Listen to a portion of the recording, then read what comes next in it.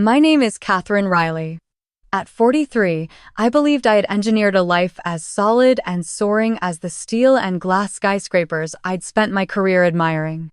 As the founder and principal partner of Riley and Associates, a respected architectural boutique in Chicago, I dedicated my life to transforming empty spaces into structures of purpose, beauty, and permanence.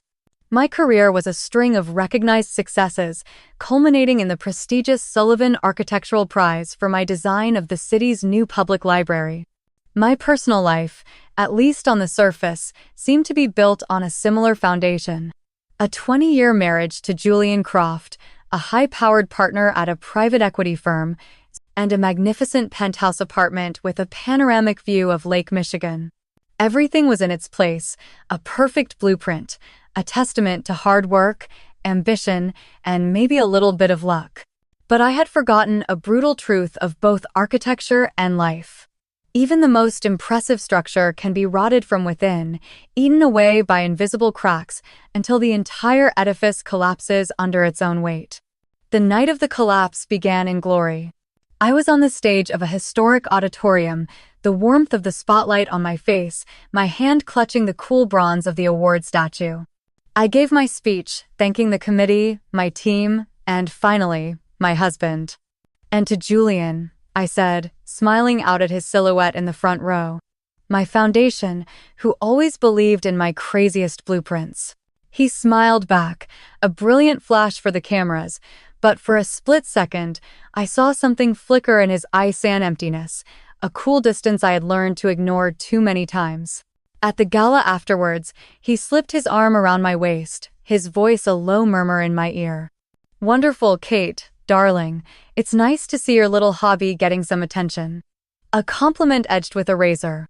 I was used to his subtle barbs, the ways he minimized my success to elevate the importance of his billion-dollar deals. I told myself it was just his way, that he was truly proud. That night, I chose to believe the lie one more time. We returned to the vast, silent penthouse. I placed the award on the mantelpiece, a gleaming icon in a room that suddenly felt devoid of warmth. I'd hoped we might celebrate, perhaps open a good bottle of champagne. But Julian was already feigning fatigue, claiming an early morning call he had to prepare for. He gave me a perfunctory kiss on the forehead, a gesture that had become purely mechanical and disappeared into his study. I stood alone in the living room, a hollow feeling of loneliness eclipsing the thrill of my victory. I didn't know it then, but that was the last time I would ever see him. I woke up alone the next morning. That wasn't unusual. Julian often left before dawn for meetings. I went through the motions of a busy day, meeting with contractors for the library project, reviewing structural drawings. The sheer velocity of my work kept me from noticing the unusual silence from Julian's end. No text message. No lunchtime call. When I returned home that evening, a sense of unease crept over me. The apartment was too quiet. The lingering scent of morning coffee was gone. The low drone of the Bloomberg channel wasn't murmuring from his study television. There was just a heavy stillness, like a thick layer of dust settling over everything. And then I saw it. Placed squarely on the Italian marble island in the kitchen, where we'd usually leave notes for each other, was a single sheet of paper, torn from the black moleskin notebook he always carried. Julian's handwriting, normally an elegant, controlled script, looked like slashes cut into the page. "Kate, goodbye, never loved you anyway." A leave-in words. A death sentence for 20 years of my life. I read it once, then a second time, a third. The words didn't change, but their cruelty deepened with each reading, digging into my mind. The air was vacuumed from my lungs. The leather portfolio in my hand slipped, hitting the marble floor with a dull thud. The blueprints I had spent all day perfecting scattered like meaningless litter. The entire structure of my life, a construction I thought was built on mutual love and respect, had just been leveled by a demolition bomb I never knew was planted. I tried to call him. "The number you have dialed is no longer in service." I called his office. His secretary, a woman who had known me for 2 decades, answered in a cool, rehearsed tone. "I'm sorry, Mrs. Croft. Mr. Croft is unavailable." I called his best friend, the man who had been the best man at our wedding. He stammered, claimed he knew nothing, but the evasion in his voice told me everything. This was a conspiracy. A coordinated disappearance. In a daze, I walked through the apartment like a sleepwalker. I opened his closet. It was empty. The Zegna suits, the Charvet shirts, all gone. I opened his watch drawer. The Rolex he wore every day, my 10th anniversary gift to him, was also gone. He hadn't just left, he had surgically removed himself. The cold calculation of it horrified me more than the betrayal itself. I sank to the hardwood floor of our bedroom, which now felt cavernously large and cold, and I wept. I didn't weep for the man who had left me, but for the naive woman who had believed in him. I wept for the young architecture student who had been captivated by his charm and ambition. I wept for the wife who had put his career before hers, who had turned down overseas projects so he wouldn't have to relocate. I wept for 20 years that had been rendered a lie, an elaborate sham. I felt like a building that had been gutted, leaving only a hollow facade, waiting to collapse. The next 3 days passed in a fog of grief and confusion. I didn't eat. I didn't sleep. I sat in the dark, staring at the lights of the Chicago skyline, wondering how many other broken hearts were hidden behind those glowing windows. I canceled all my appointments, ignored calls from my office. I just wanted to disappear. And then, on the 4th morning, a shrill sound pierced the wall of silence I had built. A persistent pinging from the phone I'd tossed in a corner. Reluctantly, I picked it up. The screen lit up with a string of notifications. Not from friends or colleagues, they were all from a single sender. Chicago National Bank, Security Division. Subject: Security alert, unusual financial activity on your account. A jolt of cold adrenaline shot down my spine, cutting through the fog of my sorrow. Fraud? I hadn't even stepped out the door. My hand trembled as I opened the first email. Dear Mrs. Riley, we have detected a wire transfer request for $50,000 from your business line of credit, Riley and Associates, to a corporation named Horizon Lifestyle Concepts. Please confirm this transaction via the app or by calling us. Horizon Lifestyle Concepts? The name was vaguely familiar, like something Julian had mentioned in a passing conversation. My heart began to beat faster. I deleted the email and opened the next. Security warning. A second mortgage loan of $250,000 has been approved for your property at penthouse address. The funds have been disbursed to an external account. Please confirm. Number. Impossible. The penthouse was mine. It was paid off. It was my symbol of independence. My throat went dry. I opened my banking app, my fingers fumbling on the touchscreen. What I saw made the blood run cold in my veins. Our joint investment account, the repository of 2 decades of our combined labor, was nearly empty. A massive new debt was now attached to my most valuable asset. The transaction history on my American Express black card, issued in my name, was a sickening list of luxuries. A $75,000 Patek Philippe watch from a jeweler in Geneva, a down payment on a yacht in Fort Lauderdale, first-class flights to St. Barts. Julian's note wasn't an impulsive act of a cold heart. It was a smokescreen. It was a calculated distraction to cover a far more brutal assault. He wasn't just leaving me, he was executing a systematic financial demolition.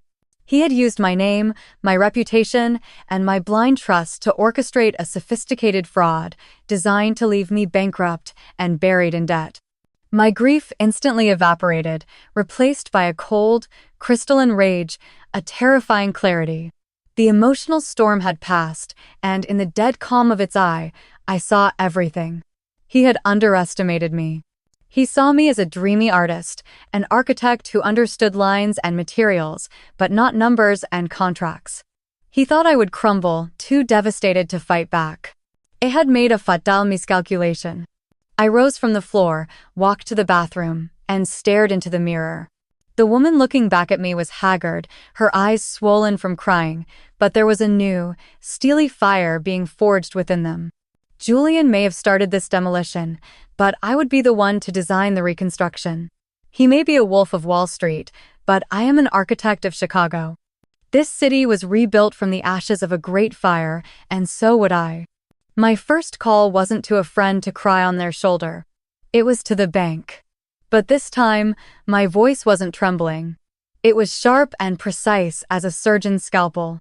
"Hello," I said when the operator answered. "My name is Katherine Riley, account number. I am the subject of a systematic financial attack. I do not need to speak to a customer service representative. I need to speak to your highest level head of fraud investigation. Now." The authority in my voice must have worked. After a few minutes on hold, a new voice came on the line, calm and authoritative. "Mrs. Riley, this is Michael Rodriguez, head of financial fraud investigations. Can you please tell me what's happening?" For the next 20 minutes, I laid it all out, not as a spurned wife, but as an architect presenting a structural damage analysis. I presented the facts chronologically, the transactions, the numbers. I was calm and factual. When I finished, there was a pause on the other end. Finally, Michael Rodriguez spoke, his voice holding an undisguised note of respect. "Mrs. Riley, your husband has built a very complex structure of deceit. He's used shell corporations, overlapping loans, and international transfers to muddy the waters. He thinks he's made it impossible to unravel. Has he?" I asked, a flicker of my old anxiety returning. "For most people, he would have," Michael admitted. "But he made a fundamental design flaw. He picked a fight with someone whose brain is trained to see patterns and structures. You're an architect. Use that skill. Treat this as your most complex project yet. Gather everything. Old emails, bank statements, contracts, any notes. Look for the weak points in his design. Send them to me. We'll do this together." Michael's words were a blueprint for survival. For the first time in days, I didn't feel like a solitary victim. I had an ally. I had a purpose. My pain didn't disappear, but it now had a direction. It became fuel for the fire inside me. That night, my home office, a sanctuary filled with books on Frank Lloyd Wright and Zaha Hadid, became a war room. I taped large sheets of paper to the walls, not for sketching buildings, but for drawing out financial flowcharts. I used my AutoCAD software, my design tool, to create a three-dimensional map of Julian's shadowy financial network. Each shell company was a node. Each transaction was a connecting line. Slowly, a grotesque structure began to emerge from the chaos. I zeroed in on the name, Horizon Lifestyle Concepts. It gnawed at me. I dredged my memory, sifting through old conversations. And then I remembered.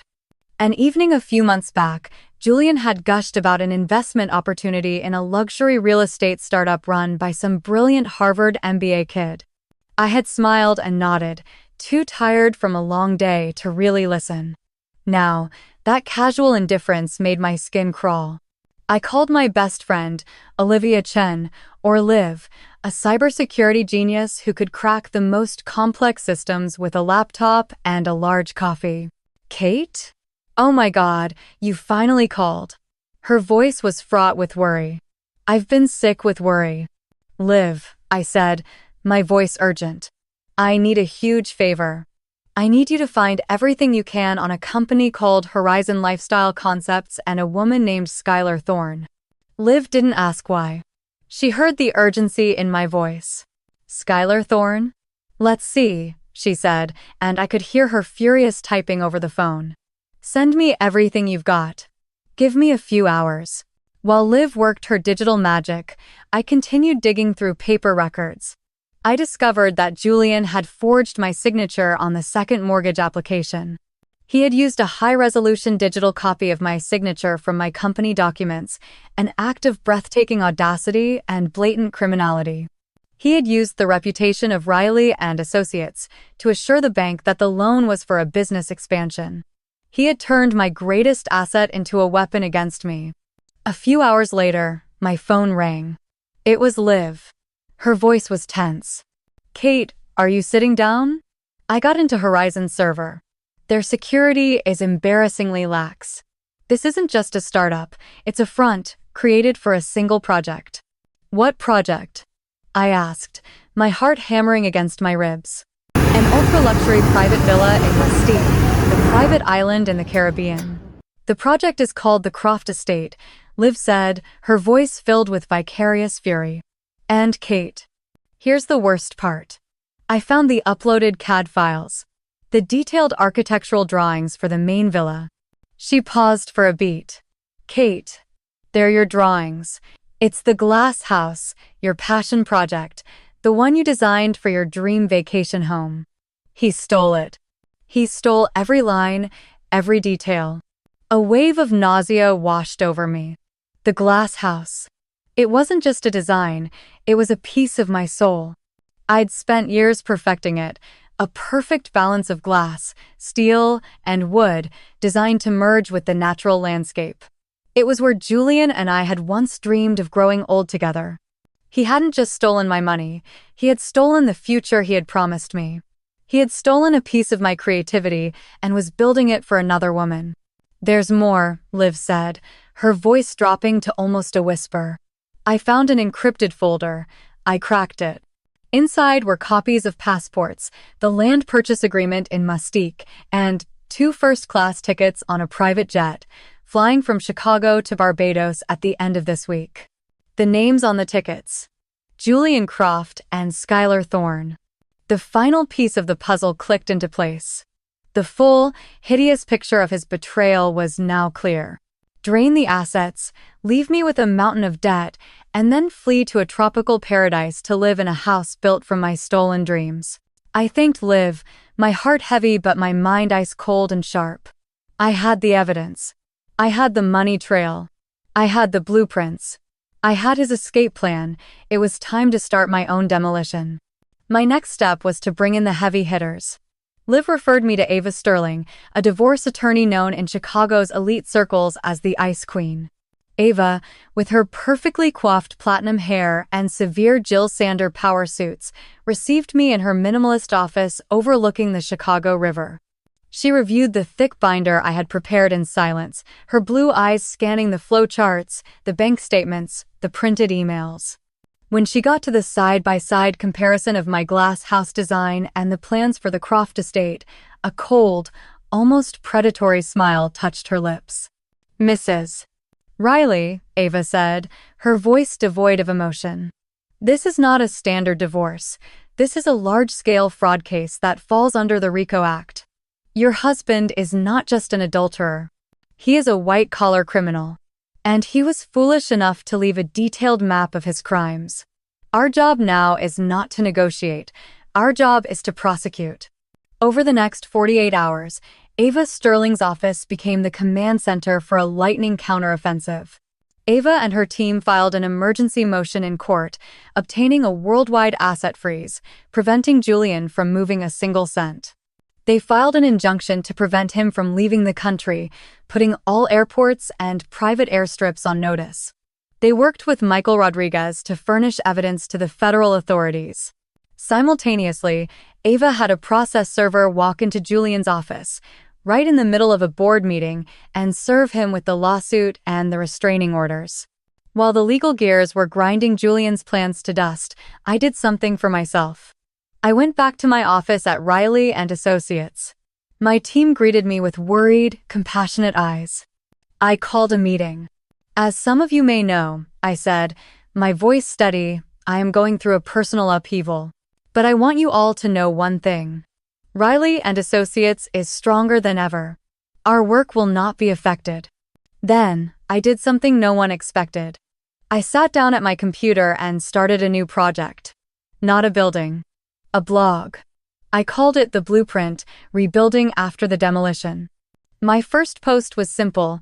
I posted a photo of Julian's note. Beneath it, I wrote, every architect knows that, before you can build something new, you sometimes have to tear down the old structure. This was my demolition day. But stay tuned, because the reconstruction is going to be spectacular. I hit publish and felt a strange sense of release. I was taking back the narrative of my own life. The response was astounding. Within hours, the post was shared hundreds of times, then thousands. Women from all over the country and the world began leaving comments. Not of pity, but of power.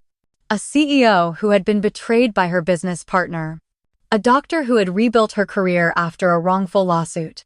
A single mother who had started over with nothing. My blog had accidentally become a communal construction site where people were sharing their own blueprints for resilience. The final confrontation took place a week later, not in a public courtroom, but in the large, cold conference room of Ava Sterling's firm. Julian was compelled to attend.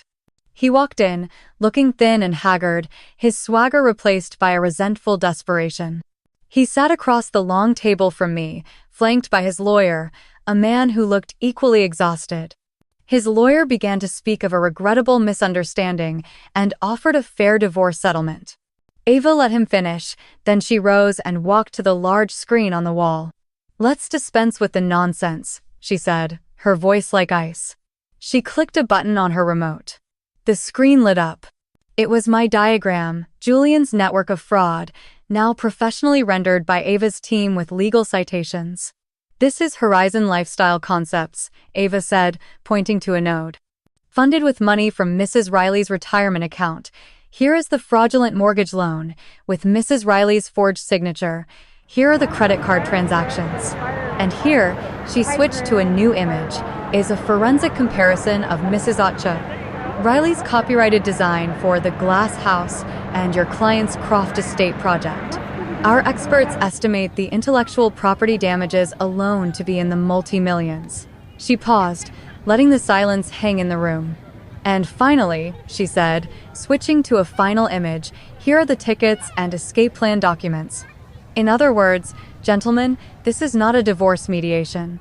This is a preview of the evidence before we turn this entire file over to the U.S. Attorney's Office." Julian crumbled. He looked at me, his eyes for the first time filled with genuine fear. "Kate, please," he whispered. I looked him dead in the eye, my face a mask of calm. "You made a fundamental design flaw, Julian," I said, my voice even and controlled.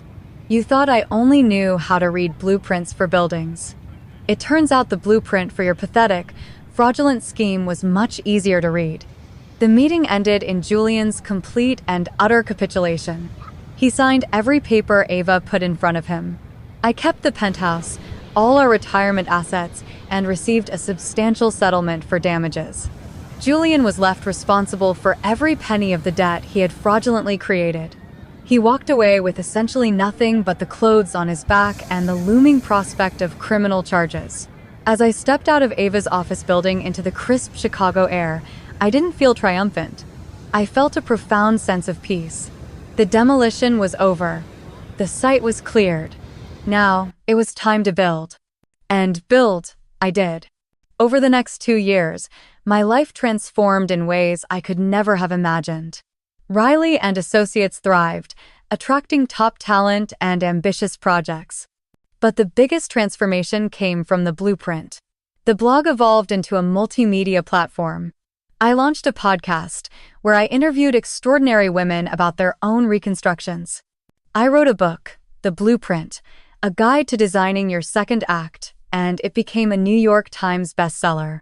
I partnered with Liv to launch the Blueprint Collective, a social enterprise that offered courses, workshops, and coaching for women navigating their own life-upending demolitions.